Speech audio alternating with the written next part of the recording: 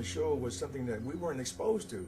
You know, coming up in school, we didn't know about Oscar Michaud. We didn't know about all those names that would come up in school, because they don't teach that in the history books. They don't teach that in any kind of books, you know. So we didn't have any heroes. We were looking for athletes. We were looking for only thing that was happening at that time were you know, boxers and football players and basketball players.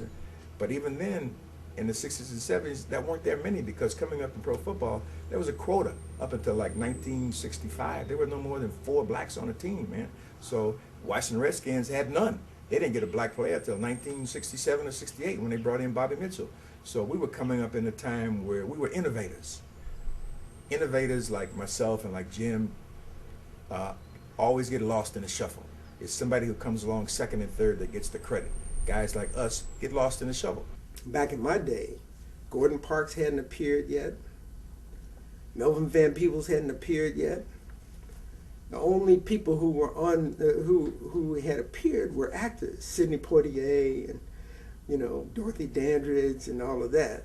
Oscar Michaud, but I didn't know anything about Oscar Michaud. I'm in Wisconsin, right? Michaud was, you know, unless you were in a black environment where you were being taught some of their history, you didn't know anything about the early black filmmakers, you know. All I knew was the actors.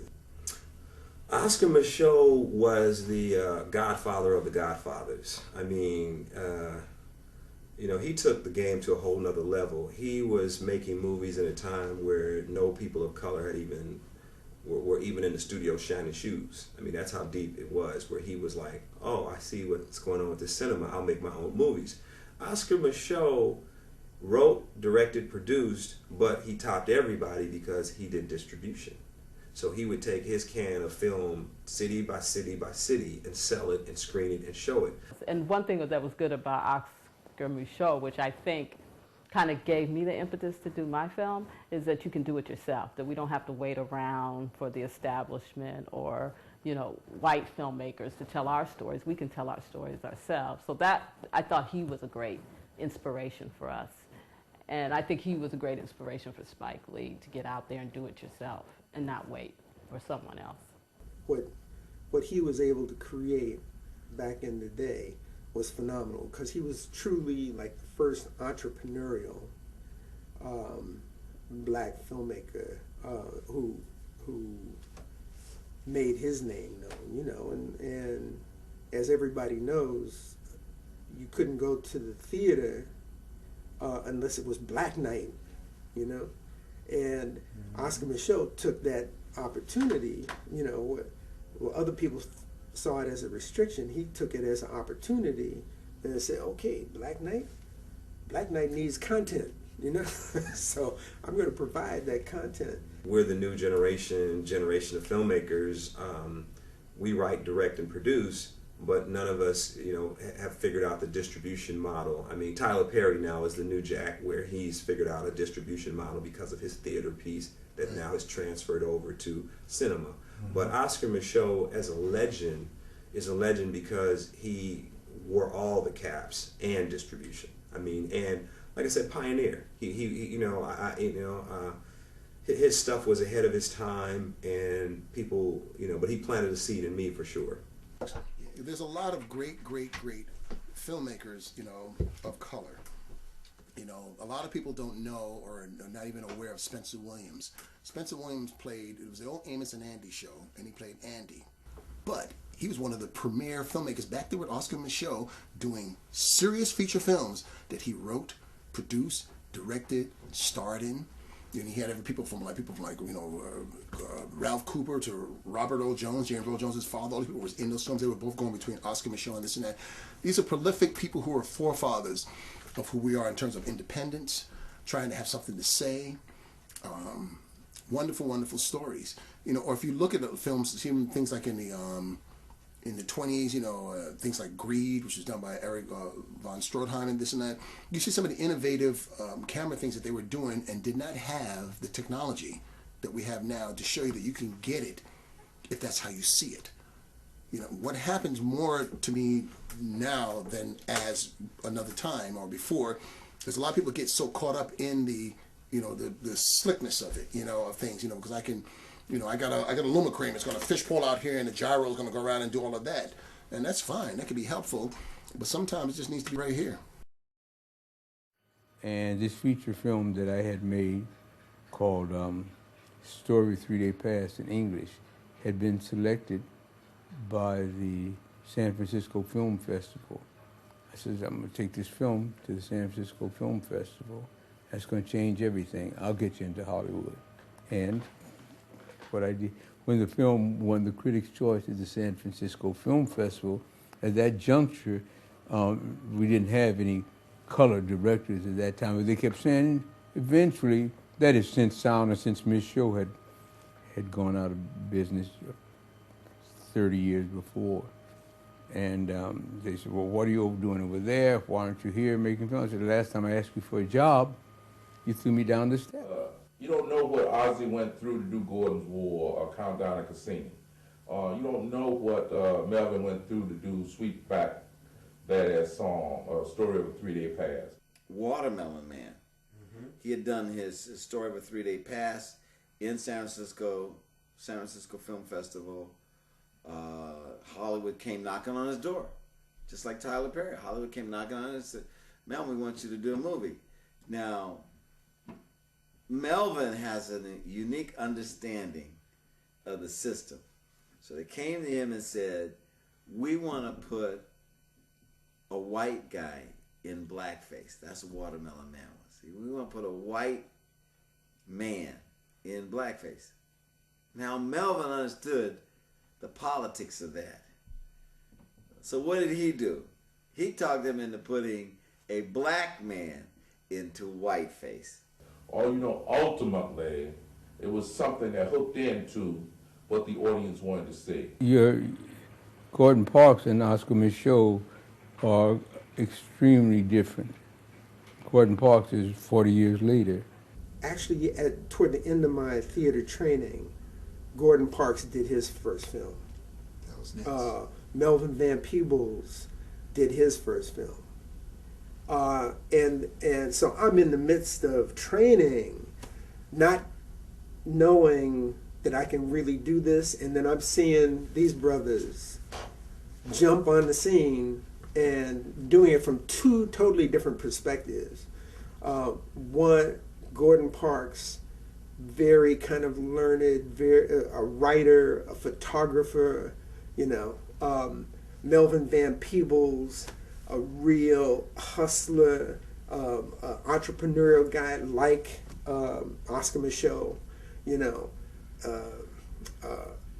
an uncompromising kind of creative force, to say, I'm going to do it my way.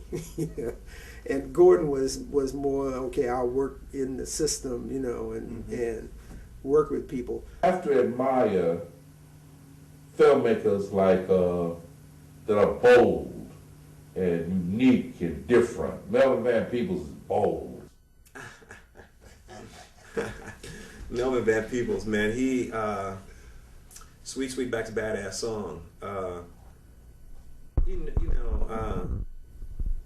He's the word that I would use is maverick. Is maverick, out of the box, gambler, cold-blooded, cinematic hustler. Because he figured it out first. He shot a movie, using his wits. He tricked them. He had them thinking that he was doing some stupid porno thing, and he was making a movie about the revolution. And we were in New York, and they were honoring him, and we just kind of laughed because he's always, he doesn't bite his tongue. He speaks his mind. He's true to the bone. You know what I mean? I mean, he was overseas. I mean, he's like, look, I ain't tripping with this racism. I'll go to France. I mean, he's a bad brother. Where other people would go like, oh man, they got us down over here. Like, see ya, boom. He's overseas. But I think his contribution was one of, ingenuity, knowing how to make a movie, knowing how to get a crew, knowing how to talk to people, knowing how to cross over, and it made a lot of money. His was the first one that says, we can do this and we can make money. And Sweet Song, made a lot of money. So I think, you know, he set a tone for me, because I was like, wow, that made money. Why don't we do more of these? But everybody had it mystical, magical, you know, to direct, to create a movie. It's like, you know, like in football, are you the quarterback? You know how much pressure's on the quarterback? You know, and it's like the same thing with directing. You know how much pressure's on the director? It's like, well, you know, I actually remember when I was working on A Soldier Story, and Norman Jewison was directing the film. And I would always hang around the camera, and it was me, Denzel, Adolph Caesar, Larry Riley, David Allen Greer, Howard Rollins, and I would hang and watch that camera, and there was something about it. And when I did Hollywood Shuffle, I asked Norman for the shorty as a leftover film, and he gave it to me, because I was just so, you know, like, wow, you know, like, because I was really young, but, you know, decided, you know, I want to chase the honeys and all that. That was cool. But then I was like, how does this work? Because it all looks like, you see trucks and all this stuff. And then when it all breaks down, it's just that one image at a time.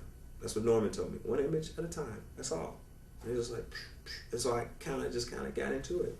Back one day, I was walking down the street in Paris, and I saw Gordon Parks. I met Gordon Parks, and I stopped him, and we had a conversation. And he said to me, he said, what my real dream is, what I really want to do now, is to make film. And I've been trying to get into Hollywood, et cetera, et cetera. I said, whoa, don't worry, I got you covered. I'm gonna get you into film. And he looked at me, of course, as I was a kid, compared to him, and he was an icon. That's why I stopped him in the street. I'd never seen a walking black icon in the streets. Gordon Parks Sr. is Shaft. You know, for me, as a kid growing up, I remember seeing Shaft, and you know, there was a time where it was all these stepping fetchits, you know, yeah, man, what you doing, Jeff? You know, and to see a real man on the screen, I think it planted a certain kind of seed in me of what it is to be a man, because sometimes if you don't see those images, you don't know what to draw from. And I come from a single parent household, so then the men that I would see in the neighborhood were more hustlers and pimps and what have you. And then when I saw a detective, and he, you know, was smart, kick-ass, handsome dude, you know, just, and got the ladies, so he wasn't neutered, you know what I mean? So I think what will go down in Gordon Parks' history is one of creating an icon to me. He did a lot of different movies, but that one, he created an icon that spoke to all men, all women of color in America. This man who was overqualified, who'd been trying to get in for years, was chosen. And then another person, quite a bit older than myself also, the next was again chosen, was Ozzie Davis. See, Ozzie, Mr. Davis, the first play I ever did in New York City was Take It From the Top, that Ozzie directed and Ruby Dee wrote, and that was the first play I ever did. And I had no idea back then the mantle